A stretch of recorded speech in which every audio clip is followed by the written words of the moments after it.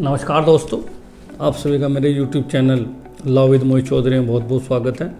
जैसे कि आप लोग जानते ही हैं कि रोज़ हम जो बहुत ही महत्वपूर्ण टॉपिक्स होते हैं उन्हें लेकर के हम रोज़ आपके सामने एक एक करके रखते हैं। आज जैसे कि हम एक सबसे ज़्यादा जो आज इसकी ज़रूरत है उस टॉपिक पर बात करेंगे हम RTI राइट टू इन्फॉर्मेशन जो एक्ट है ये सन 2005 में आया है। इसके बारे में हम समझेंगे कि इसकी ज़रूरत कैसे पड़ी और आज के समय में ये कैसे काम कर रहा है। और जब RTI एक्ट 2005 नहीं था उससे पहले की भी हम बात करेंगे, उस टाइम पे क्या सिनेरियो था। तो चलिए दोस्तों शुरू करते हैं। तो फ्रेंड्स, RTI जो कानून है ये सन 2005 में आया है। इसकी ज़रूरत हमें क्यों पड़ी इस पर बात करते हैं। देखिए, सन 2005 से पहले जो सरकार के द्वारा जो काम किए जाते थे, जैसे सड़कें बनाना या सरकारी डिपार्टमेंट का कुछ भी काम हो दोस्तों, उसकी जानकारी हमें नहीं मिलती थी।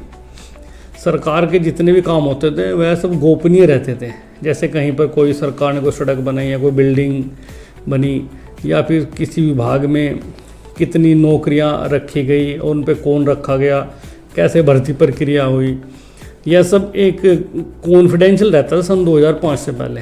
अब सन 2005 में RTI कानून की ज़रूरत पड़ी और उसका फ़ायदा इतना हुआ कि दोस्तों कि हम और आप लोग समझ नहीं सकते।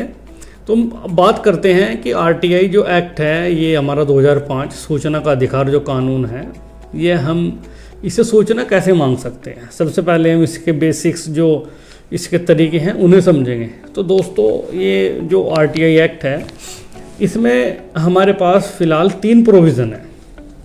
पहला ऑनलाइन मोड, दूसरा ऑफलाइन मोड और कुछ राज्य सरकारों ने अभी ऐप के माध्यम से भी सूचना का अधिकार जो कानून है इसको चालू कर दिया है। तो जनरली जो सबसे ज़्यादा लोकप्रिय हैं और जिन्हें आप सब लोग डालते हैं वो ऑफलाइन तरीका है। और फिर अगर आप ऑफलाइन नहीं डालना चाहते तो फिर आप ऑनलाइन जा कर के अपना सूचना का अधिकार में जो आपको सवाल पूछने हैं पूछ सकते हैं। तो मैं आपको दोस्तों सबसे पहले ऑफलाइन का तरीका बताता हूँ। ऑफलाइन में क्या है कि आप एक 10 रुपये का पोस्टल ऑर्डर लेंगे और एक बिल्कुल प्लेन सिंपल पेज पर सूचना का अधिकार अधिनियम लिख करके आप इसमें अपने जो आपके जो सवाल हैं वो पूछ सकते हैं। तो दोस्तों, अब दूसरा तरीका ये है कि आप ऑनलाइन क्वेश्चन करके अपनी जो फीस है आप वो ऑनलाइन कटा सकते हैं। जब आप ऑनलाइन क्वेश्चन कंप्यूटर के माध्यम से आप ऑनलाइन अप्लाई करेंगे तो वहाँ पर आपकी ऑनलाइन ही जो फीस है वो कट जाती है। अब इसमें तीसरा जो है वो ऐप के माध्यम से है दोस्तों। वो कुछ अभी सभी स्टेट में नहीं, कुछ राज्यों में ऐप की सुविधा ही है। अब जो इसमें इम्पोर्टेंट है दोस्तों वो ये है कि इसमें 30 दिन का टाइम होता है। अगर आपने कोई सूचना किसी विभाग से मांगी तो आपके पास 30 दिन का टाइम है। 30 दिन के अंदर सूचना विभाग को आपको सूचना देनी है विदिन 30 डेज। यदि 30 दिन के बाद आपके पास कोई सूचना नहीं आती, उसके बाद इसमें पेनल्टी का भी प्रोविज़न है। यानी कि सरकार 250 रुपये पर डे तक इसमें जुर्माना लगा सकती है अगर सूचना नहीं मिलती।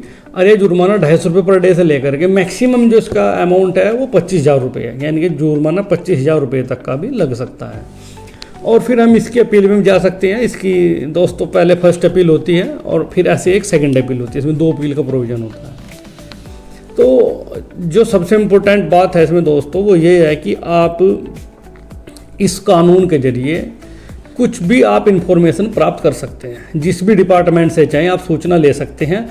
इसमें आप जहाँ से सूचना नहीं ले सकते वो आपका जो देश की सुरक्षा से जुड़ा मामला है, जैसे हमारी सेना का मामला हो गया, इस बारे में आपको सूचना नहीं मांग सकते। और दूसरा जो सबसे है हमारा जैसे जुडिशरी जो होगी, हमारा न्यायालय सिस्टम है, उसमें केस की सिस्टम के जो केस हमारे हैं पेंडेसी वगैरह, उसके बारे में भी कोई आप RTI नहीं लगा सकते।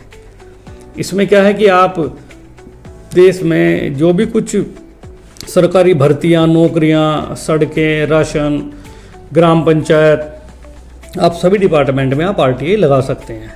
तो दोस्तों, RTI का कानून बहुत ही अच्छा है, लेकिन अभी कुछ लोग इसका मिसयूज भी करना स्टार्ट कर रहे हैं। कुछ लोगों ने RTI के जो कानून का मिसयूज इस एंगल से करना स्टार्ट कर दिया है कि वो लोग बिना किसी ज़रूरत के इन्फॉर्मेशन मांग रहे हैं और बहुत पुराना रिकॉर्ड और जैसे सवालों की संख्या 50 to 100 के बीच, तो ऐसा बिल्कुल ना करें।